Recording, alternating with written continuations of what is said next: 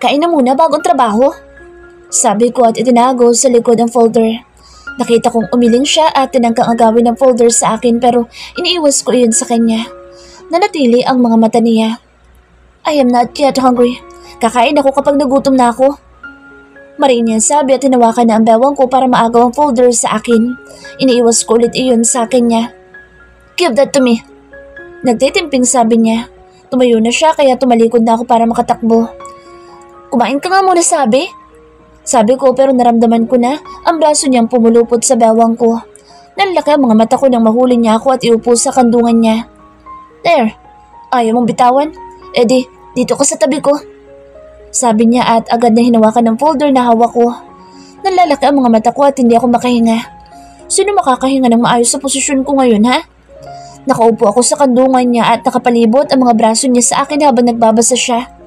Diyos ko, para na naman akong aatakihin sa puso. Ni hindi ako makagalaw para lingunin siya dahil sobrang lapit lang ng mukha niya sa akin. Bes, tulong, baka bala pa ako nito. Na-imagine ko na ang mukha ng best friend kong si RC kapag nakita niya ako sa ganito ka-awkward na posisyon. Sa bawat paglipat niya ng pahina ay lalo siyang napapadikit sa akin. Shit, halos hindi ko maintindihan ang mga nakasulat doon dahil ayaw mag-function ng utak ko. Baka kanina pa naghihintay ang lolo niyo, attorney. Sabi ko at gumalaw pa kanan para iparamdam sa kanyang alis na ako. Nakita kong ginalaw niya ang kanyang relo para silipin ang oras. Pagkatapos ay ibinalik muli ang tingin sa binabasa. It's still early. Though, malapit na itong matapos. Are you that hungry? Tanong niya.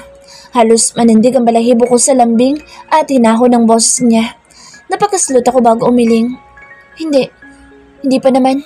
Sige, ituloy mo na yan. Maghihintay na lang ako sa... Halos mapaiktad ako nang maramdaman ng kamay niya sa bewang ko. Ilang beses ako napalunok. Ang likot mo. Paano tayo matatapos agad? Bulong niya at hinapit ang bewang ko at inayos ang pagkakaupo ko sa kandungan niya. Nakatagilid na ako ngayon sa kanya at nakasandal sa braso niya. Kitang-kita ko na ang mukha niyang seryosong nakatitig sa binabasang kaso. Kahit yata ang paglunok ay biglang naging mahirap gawin. Parang may kung ano ring umiikot sa sikmura ko. Ano ba tong nakakalat yung pakiramdam na ito? Shit, dahil ko pa siguro ngayon na nakakain ng sandamakmak na sili dahil sa pula ng mukha ko. Panay ang tingin ko kay Attorney Justin nang kumakain na kami ng tanghalian. Parang wala siyang pakialam sa mga kasama niya at sige lang ang kain. Mukhang totoo nga yung sabi ng lola niya na paborito niya ang bulalo. Kumakain ka na ba ngayon ng breakfast bago ka pumasok sa opisina ha? Apo? Tanong ng lola niya. Umiling lang sa Attorney Justin at sige pa rin sa pagkain. Nola, you know, I don't have time to cook. Coffee lang pagdating sa opisina. Sagot nito. Tumaas ang kilay ko. Yun lang? Yun lang ang umagahan niya? Tapos late pa siyang mag-lunch? Ibang klase. Nagpapakamatay ba siya? Nakita kong umiling ang lola niya at mukhang disappointed sa sinabi ng apo niya. Tumingin siya sa akin pagkatapos. Tingnan mo, Riza. Ang tigas ng ulo, diba? Sumbong nito habang umiiling. Ngumiwi ako at saka nilinga si attorney na sige pa rin ang kain. May pawis na sa sentido niya. Kumuha ako ng tissue at lumapit sa kanya para punasan ang pawis niya. Napatingin naman siya sa akin. Nagulat din ako sa ginawa ko. Tumikhim ako at nag-iwas ng tingin. Sabihan mo lang kung nagpapakamatay ka at ako nalang ang papatay sa'yo. Biro ko. Tumawa ang lolo at lola niya at napailing. Uminom siya ng tubig bago sumagot. I'm fine with a cup of coffee every morning. Sabi lang niya at tinuloy na ang pagkain. Masarap ba po? Tanong ng lola niya. Agad namang tumango sa Attorney Justin. Super la. You've got the best cook here. Nakangising sabi pa nito at kumain na ulit. Napatingin ang lola niya sa akin at ibinalik ang tingin sa kanya. Of course, you've got the best girlfriend here. Swerte mo at magaling magluto ang girlfriend mo. Sagot ng lola niya. Umiling naman sa Attorney Justin at tuloy pa rin sa pagkain. Yung totoo, patay gutom ba tong lalaking ito? Para siyang hindi kumain ng ilang araw. What do you mean, la? Tanong pa nito habang hindi tumitingin sa lola niya dahil sunod-sunod ang subo niya. Napailing ako. Riza, cook that. Sagot ng lola niya. Halos mailuwan niya ang kinakain pagkarinig sa sinabi ng lola niya. Naubo pa siya dahil sa pagkabigla. Hindi ko mapigilang matawa sa naging reaksyon niya. Nagsalin pa ako ng tubig sa baso at iniabot iyon sa kanya. Inabot niya iyon at nag-iwas ng tingin. Namumula ang tenga. Yan ba ang hindi pa gutom? Pangasar ko. Nakita ko siyang napalunok at saka nilingon ako. You really cook this? Bulong niya sa akin. Tumango lang ako at nagtaas ng kilay. Umiling siya at ipinagpatuloy ang pagkain. Napapansin kong napapadalas na ang pagsulyap niya sa akin pagkatapos noon. Napapataas ang kilay ko. Hindi ka makapaniwala ha? Nang matapos ang lunch ay nagyayang manood ng TV ang lola niya. Nasa sala kami at nanonood ng isang Tagalog movie. Si Attorney Justin ay nasa kaliwa ko at nakalagay ang kanang kamay niya sa sandalan ng upuan. Minsan ay bumababa iyon at napupunta sa balikat ko. Pinapatay ko siya sa titig pero patay mali siya lang siya. Sa bagay ay nandyan ang lolo't lola niya kaya todo ang arte na naman. Nakikinood din sina Sally at Elsa at kanina pa sila kilig na kilig nang magkita ulit ang dalawang bida. Pagkatapos ng ilang taon, umalis sa lalaking bida dahil sa kagustuhan ng nanay ng bidang babae pero walang kaalam-alam ang anak nito. Mahirap lang ang bidang lalaki at ang alam niya ay sinadya talaga nitong hindi siya siputin sa dapat na magiging tagpuan nila. Hindi ko mapigil ang mapaiyak sa parte kung saan nalaman na ng bidang babae ang totoo. Palingon-lingon sa akin si Justin at nagtataas ng kilay. Nakakaiyak kaya? Defensive na sabi ko nang lumingon ulit siya. Ngumisi pa siya at umiling. Nang magtatapos na ay kilig na kilig ako sa bidang lalaki. Magka-chat pa sila at hindi alam ng bidang babae na magkikita sila nito. Sa huli ay nagkita rin sila sa harap ng malaking painting ng lugar kung saan dapat sila magkikita noon. Napapatili sa kilig ang dalawang kasambahay ng aktong hahalikan na ng bidang lalaki ang bidang babae. Nagtakip naman ako ng mata pero naglagay ako ng konting butas para makasilip. Napamura ako nang hindi matuloy ang halikan dahil nakat na agad. Dismayado ako nagtanggal ng takip sa mata. Narinig ko ang tawa ni Attorney Justin kaya kunot noong nilingon ko siya. Para ka namang hindi pa nakakakita na naghahalikan? How old are you, ha? Bulong niya sa tenga ko. Agad na tinula ko ang mukha niya. Tumawa siya at sumiksik sa akin. Pinalo ko ang balikat niya pero sige pa rin siya sa pagsiksik sa akin. Napapatingin na sa amin ang lola niya. Sina Sally at Elsa naman ay nagsimula ng manukso. Hoy, mayos ka nga, attorney. Bulong ko sa tenga niya. Nilapit din niya ang bibig niya sa tenga ko at bumulong. You didn't tell me? You know my favorite food. Nakangising bulong niya. Tumaas ang kilay ko. O ba't ang kapal talaga? Ano ibig niya sabihin? Stalker niya ako? Nagkataon lang yun. Huwag kang filingero dyan. Ganting bulong ko sa kanya. Kumunot ang noo niya at saka humilig sa balikat ko at pumikit. I don't think so. Nakangisi pa rin sabi niya. Nanliit ang mga mata ko at tinitigan siya habang nakapikit. Kung nakakamatay ang titig ay kanina pa siya pira-piraso dito. Yumuko ako at hinagilap ang tenga niya. Nakahanda na ang mahanghang na salita na sasabihin ko. Ang kapal na mukha mo. Napahawak ako sa pisngi ko nang tumama ang labi niya doon. Nabigla din yata siya. Bigla kasi siya lumingon nang yumuko ako para bumulong sa kanya. Shit, nanlalaki ang mata namin pareho at agad siyang umayos ng upo pero hindi lumayo sa akin. Nanliit ang mga mata ko. Napatingin ako sa paligid. Mukhang busy sila sa panonood kaya hindi nila nakita ang nangyari. Napabuntong hininga ko. Nilinga ako sa Attorney Justin at nakita kong nakalakay ang likod ng palad niya sa labi niya habang nakatutok ang mga mata sa TV. Inis na napapayad ako sa pisngi kung nahalikan niya. Haste, nadikitan ng labi niya. Justin's personal voice.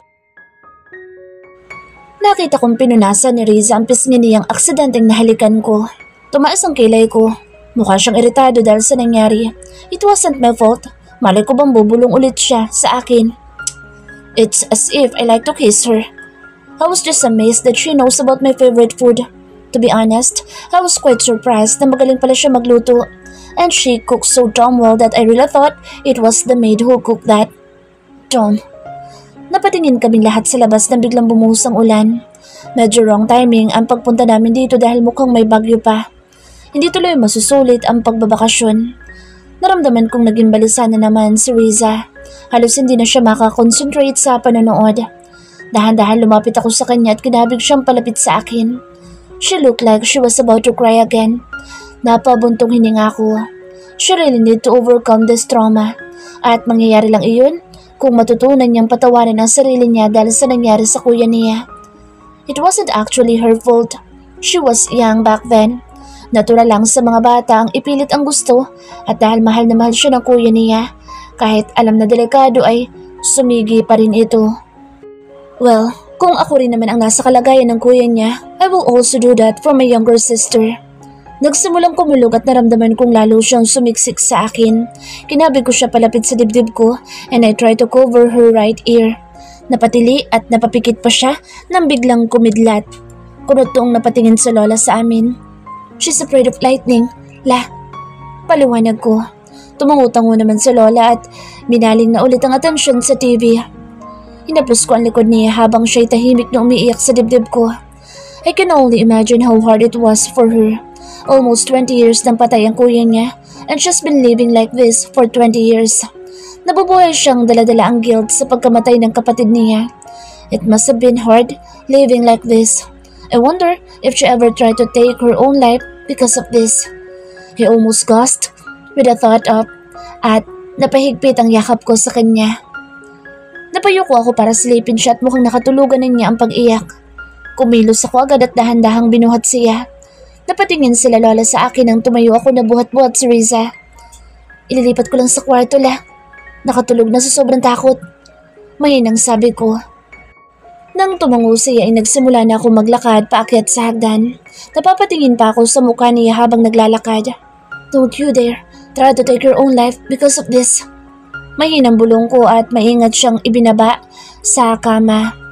Inayos ko ang kumot at napatingin sa labas. Malakas pa rin ang buhos ng ulan. Kahit 3:00 pa lang ng hapon ay parang malapit nang gumabi dahil sa dilim ng langit. Tumayo ako at kinuha ang laptop para mag-check ng mga emails. Pagkatapos ay bumalik din sa tabi niya. Nakita kong gumalaw siya at parang naghahanap ng kasama. I immediately held her hand at agad na napatigil siya at natulog na ulit. Napailing ako at isang kamay ang ginamit ko sa pag-check ng mga mails. I saw some mails from Christian and Lance. They were both asking me kung kailan ako babalik sa trabaho. Napailing ako. Paniguradong puro kantsaw ang aabutin ko sa dalawang iyon pagbalik ko. They never see me date someone after what I had with Sophie. It's not that I'm still in love with her. It's just that I haven't found someone yet. Wala sa sariling napatingin ako kay Riza. Napalunok ako at agad na nag-iwas ng tingin. I tilted my head. I just couldn't entertain those thoughts started to run in my mind. I shook my head. Paulit-ulit ko pinapaalala sa sarili kong dapat hindi na maulit yung nangyari sa amin ni Sophie. I don't want another quick start and ended it so soon. It should be true and deep. I should take my time choosing for the right one. Yeah? Take your time, Justin. Like love, take its time. Resume's personal voice. Nang magmulat ako ng mga mata ay nasa kwarto na kami ni Attorney Justin at nakiyakap ako sa isang braso niya. Tumingala ako at nakita ko siyang nakatutok ang mata sa laptop na nasa kandungan nito. Napatingin siya sa akin. Oh, you're awake? Tanong nito at ibinalik ang mata sa monitor at may pinindot doon bago inilagay ang laptop sa bedside table. Kumunot ang noo ko at inalala ang mga nangyari kanina. Alam ko ay nanonood lang kami kanina ng TV sa sala pagkatapos ay umulan. Gusto kong mapapikit dahil sa kahihiyan na naman. Ano nangyari? Tanong ko pa. Malamang ay binuhat niya ako paakyat dito dahil wala akong matandaang naglakad ako papunta dito sa taas. Tumitig siya sa akin at kunot nung tinagilid ang ulo bago sumagot. Wala pa naman nangyayari. Sabi nito, napatitig na rin ako sa kanya. Para kasing may halong pambubuisit yung sagot niya. Hindi nga ako nagkakamali. Laglag ang pangako na makita ang pagtatangka niyang pigilan ng kanyang tawa pero hindi niya kinaya dahil lumalabas ang mga dimples sa pisngi niya. Wala pa nangyayari? Kanino naman? Sa amin? Langi ang lalaki to, aba? Hindi na niya kinaya at kumawala na ang tawa niya. Umalandra ang dalawang malalim na dimples sa pisngi niya dahil sa sobrang tawa. Automatic na napabangon ako at kinuha ang unan at binato iyon sa mukha niya. Wala pang nangyayari ha? Tanggigigil na bulalas ko at pinaghahampas siya ng unan. Isa ito sa mga nadiskubre kong ugali niya mula nang magpunta kami dito. Ang lakas niyang mga asar at mukhang ligayang-ligaya siya sa pambubwisit sa akin. Aray, ano na naman bang nasa isip mo ha? Natatawa pa rin na sabi nito habang panay ang ilag sa hampas ko. Kinakagat niya ang ibabang labi niya at mukhang nilalabanan ng pagtawa. Akala niya makukuha niya ako sa paganyan-ganyan niya. Ako ang palalabasin niyang marumi ang utak samantalang siya itong napaka-double meaning na mga sinasabi. May mangyayari talaga sa iyo ngayon dahil bubugbugin kita. Seryoso ako dito tapos anong sagot mo ha? Nanggigigil pa rin na sabi ko habang hinahampas siya. Lalong lumakas ang tawa niya at hindi na siya makailag sa mga hampas ko dahil siguro sa panlalambot. Langya, isang galaw na lang kanina ay makukuha na sana niya ang first kiss ko. Wisit na lalaki to. Tapos ngayon ang lakas ng loob magbiro. Seryoso din naman ako. Masyado lang talagang malikot yung utak mo. Sabi pa niya. Lumapit na ako sa kanya at gusto ko na siyang sakalin. Ba't ako pa ba ang malikot ang utak? Talaga ba ha? Saang banda ang seryoso? Napatigil ako sa pambubugbog sa kanya nang higitin niya ako at ipahiga ako sa kama. Ipinunid niya ang mga kamay ko sa kama at saka siya humihingal na tiningnan ako. Nanlalaki ang mga mata ko dahil nakaibabaw siya sa akin. Gusto ko siyang itulak pero pigil-pigil niya ang mga kamay ko. Nanliit ang mga mata niya sa akin. This is what I've got for carrying you while you were asleep. Ha? Nanliliit ang mga matang sabi nito. Napalunok ako sa sobrang pikon ko sa kanya. Nakalimutan ko na yung ginawa niyang pag-comfort na naman sa akin kanina. Ngumisi siya nang makitang natigilan ako. Ngayon natahimik ka. Nakangising sabi niya at tumitig ulit sa akin. Kinagat niya ang ibabang labi bago ulit nagsalita. Alam mo bang ikaw lang ang nakakagawa sa akin ito? Sabi nito. Mas lalo ko napalunok nang medyo bumaba ang mukha niya sa akin. They were all afraid to hurt me pero ikaw? Papahina ang pagkakasabi niya kaya lalo kong kinilabutan. Shit, baka tupakin ito at biglang halikan ako. Diyos ko, hindi ko may papangakong hindi ako tutungon. Lord, please, ilayo mo ko sa tukso. Nakita kong unti-unti bumababa ang mukha niya habang titig na titig sa akin. Hindi ko na maramdaman ang mukha ko. Bigla yata iyong namanhid. Shit, goodbye first kiss na ba, Riza? Bumaba pa ang mukha niya hanggang sa maramdaman ko nang tumatama ang hininga niya sa mukha ko. Nang bumaba ang tingin niya sa mga labi ko ay mariing napapikit na ako. Shit, para kong aatakin sa puso dahil sa lakas ng kabog ng dibdib ko. Walang sinabi ang kaba ko sa biglaang oral recitation sa school at sa panonood ng mga horror movies. Nahigit ko ang hininga ng imbis na sa labi ko tumama ang labi niya ay naramdaman ko ang labi niya sa tenga ko. Gusto mo namang magpahalik? Bulong niya sabay halakak sa tenga ko. Pakiramdam ko ay napunta sa mukha ko lahat ng dugo ko at nag-stand sa ulo ko. Agad na nagmulat ako ng mata at nakita ko ang lapad ng ngisi niya sa akin. Kumunot ang noo ko. Ang saya mong bisitin ako ha? Sarkastikong sabi ko sabay pikit ng mariin at untog ng ulo ko sa kanya. Agad na nabitawan niya kamay ko sabay layo at hawak sa noo niya. Nakita ko napakagat pa siya sa labi niya at napangiwi. Lumabas ang dimples niya sa pisngi. Shit na dimples yan. Bagay na bagay sa kanya. Oh! Daing niya. Napabangon akong bigla para daluhan siya. Okay ka lang, attorney? Kau naman kasi. Sisi ko pa at agad na hinawakan ang kamay niyang nakatakip sa noo. Nang tanggalin niya iyon ay bahagyang namumula. You're rude. Sabi niya tinahawakan ng noo habang iniirapan ako. Umirap din ako at hinipan ang noo niya. Kung nga dyan, nananakot ka. Singhal ko. Nakita ko nagpigil na naman siya ng hisi dahil bahagyang lumitaw ang dimples niya. Hindi ako nananakot lang. I will really do it next time kapag hinampas mo pa ulit ako. Sabi niya. Inirapan ko lang siya at saka tinignan ang noo niya. Masakit ba? Patingin nga. Sabi ko. Hindi lang pala sa loob matigas, pati sa labas. Sobrang tigas. Rinig ko sabi niya. Kumunot ang noo ko. Alin na matigas? Tanong ko. Narinig ko ang tawa niya. Nag-init na naman ang ulo ko. Ayan na naman ang walang hiyang double meaning na iyan.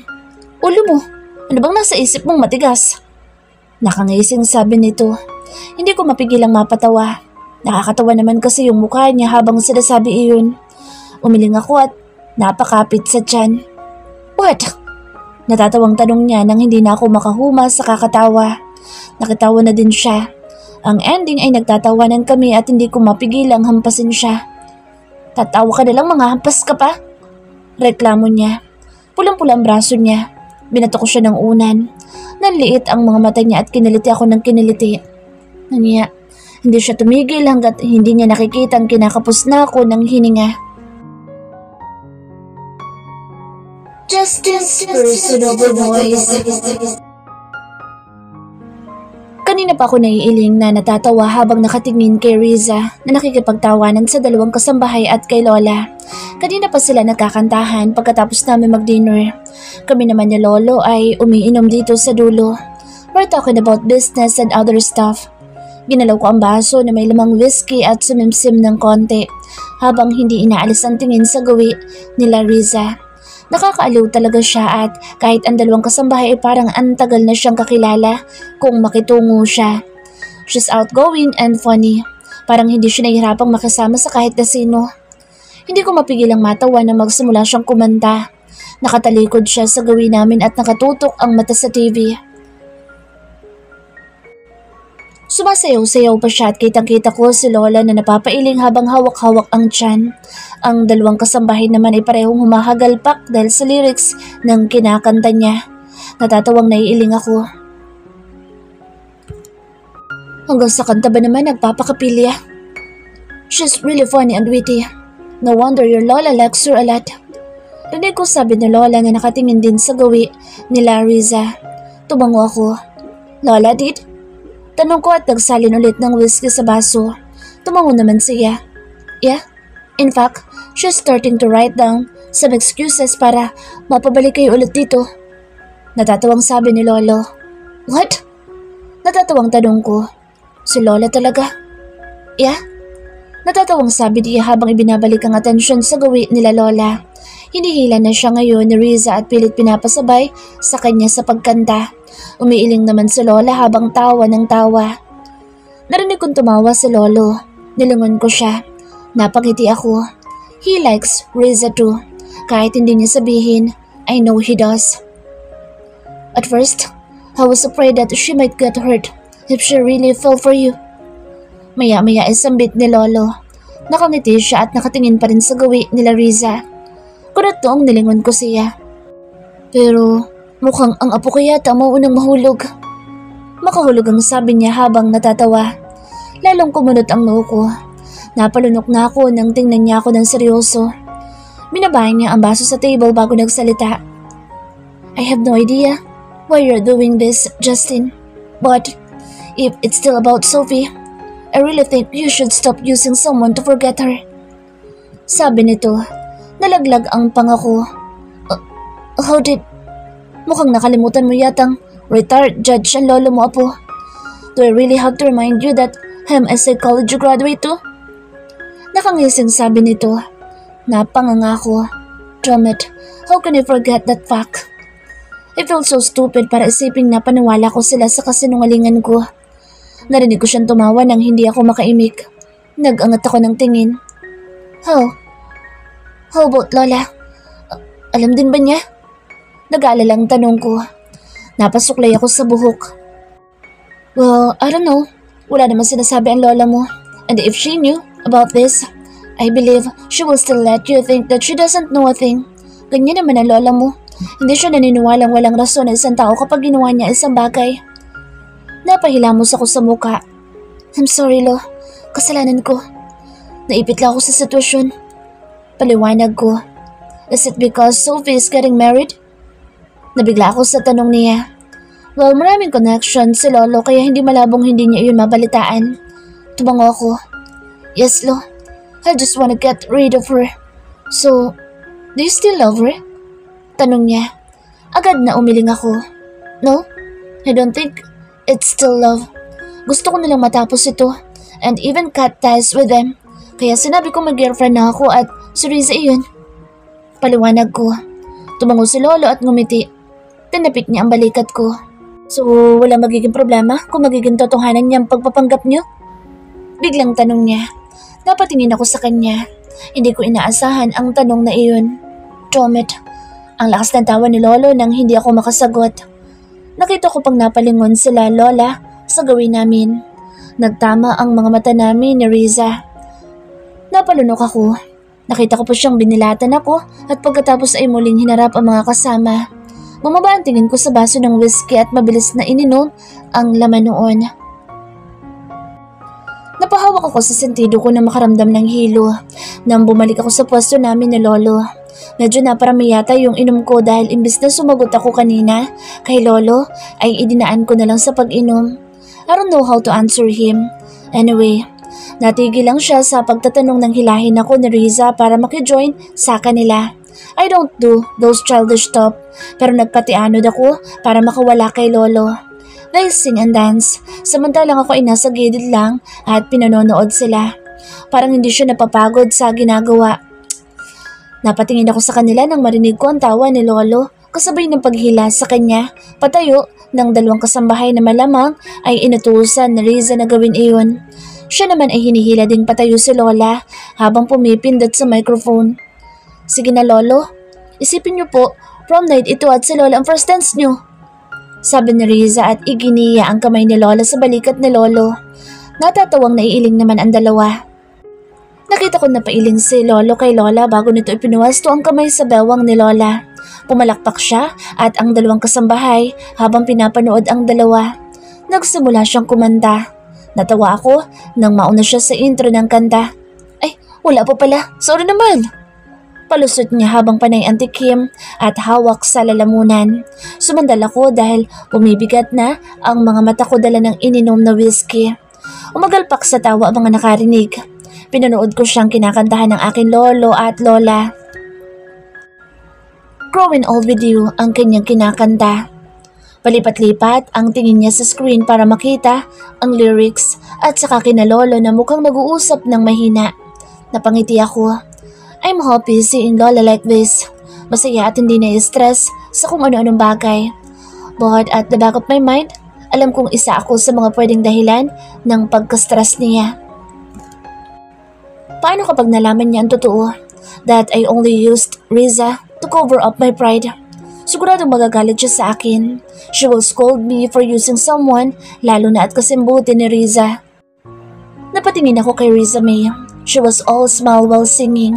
Kitang-kita ko rin kung gaano siya kasaya para kina Lola. I suddenly felt so guilty. Alam kong wala na lang din siyang nagawa dahil trabaho niya ang sundin ako. I didn't even ask for her opinion. Hindi ko siya binigyan ng pagkakataong tumanggi. I didn't let her decide for this. Ako lang. Sariling desisyon ko lang. I only thought of myself. Damn it, I'm so selfish. Nagkantsawan sila pagkatapos bigyan ng isang mabilis na halik sa labi ni Lolo si Lola. Nagpalakpakan pa sila pagkatapos. I decided to drink here alone. Medyo marami na akong naiinom nang maramdaman kong tinabihan ako ni Riza sa sofa. Nilangon ko siya at ibinalik muli ang atensyon sa baso. Iinumin ko na sana ang laman noon kung hindi nila ako pinigilan. Kunot noong nakatingin ako sa kanya. Ako rin painom? Sabi niya sabay kuha sa baso ko at tuloy-tuloy na ininom iyon. Napangisi ako nang umubo siya at magmura. Shit, my precious throat. Nasunog na yata dahil dito. Sabi niya at tinitigan ang bote ng whiskey. Napailing ako at kinuha ulit sa kanya ang baso at muling sinalinan. Don't drink. Wala magbubuhat sa akin paakyat. Sabi ko at inisang lagok ang nasa baso. Kitang-kita ko ang paglukot ng mukha niya. Oh, attorney. Lalong kumakapal ang mukha mo pag nakakainom ka. Last mo na yan ha? Sabi niya at humalukip-kip. Natawa ko. Kitang-kita ko ang pagtitig niya sa akin. O mas tamang sabihin, sa pisngi ko. Cute ba? Tanong ko. Kumunot naman ang noon niya at ibinalik ang tingin sa akin. Nagsalin ulit ako sa baso. Cute ang alin? Tanong niya. Tumawa ulit ako. Dimples. Simpleng sabi ko at muling uminom. Kunot ng dimples mo sa usapan? Pasupla din niyang tanong at bubulong-bulong. Natawa ulit ako. Hindi ko alam kung bakit ang bilis kong matawa kapag kausap ko siya. Sa ngayon ay hindi ko mapigilan dahil nakainom na ako.